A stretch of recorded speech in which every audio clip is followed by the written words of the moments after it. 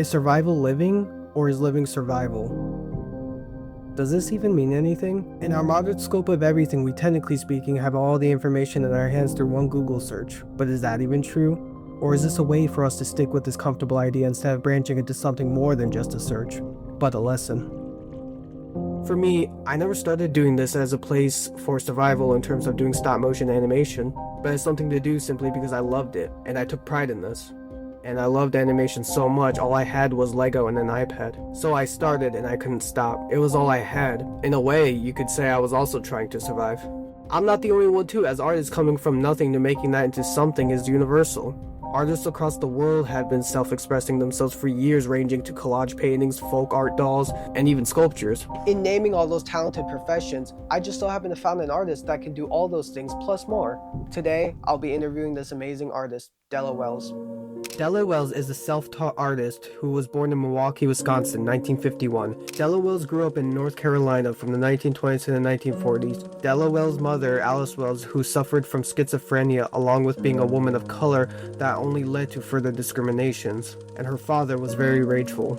As a child, she would use these experiences to craft her own stories and narratives that were based on these events to help her escape from the world through these fairy tale folklores. She invented her own world called Mambo Land, a place where African American women rule, and this made for a safe haven for them where it can perform a better future for them.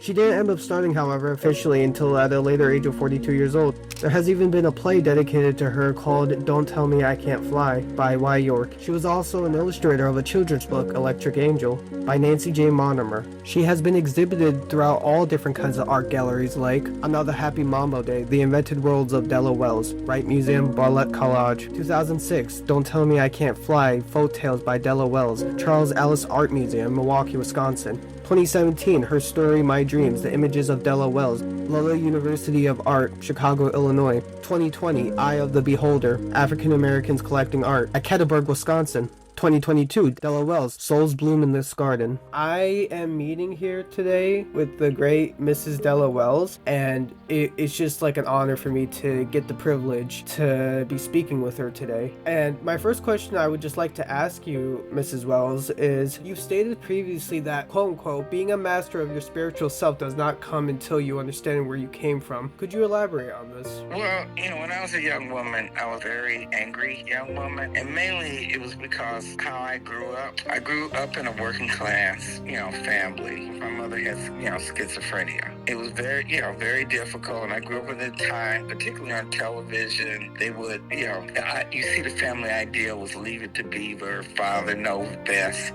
So I grew up thinking, the American dream was the truth for everybody. I thought everybody had perfect parents like Board Cleaver, and I was the only person in the world that had screwed up parents. And then when I got older, I met other people that didn't have good situations either, and they were from all walks of life. So it took me to understand my own story. It took me to also understand that I need to understand where my parents were coming from, because my father was he was very angry too. And then I realized that they didn't have control of their story, and if I didn't want to be a bitter person, I need to get control of mine. Sometimes that entails, to understand my story, I have to understand other people's story. So now when I look at people, I be thinking, I don't know what their story. What advice would you give to someone who would like to start pursuing art but feels that they are too late? I don't think it's never too late. There's some artists that start at 60, 70, and 80. My thing is, I think, be true to yourself, learn the business, and don't believe your own hype.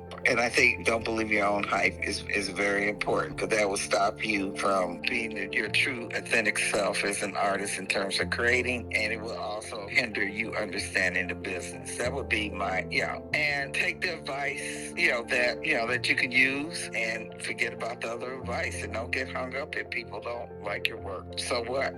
Yeah. Just be true to be true to yourself, and understand that everybody don't have to like it, right. And it's okay. And if you enjoyed this conversation, be sure to visit her work at 756 North Milwaukee Avenue, Chicago, Illinois, 60642. Okay, thank you, and bye. Yeah. And you have a blessed day. You too. Okay. Okay. Bye. Yeah. Bye-bye.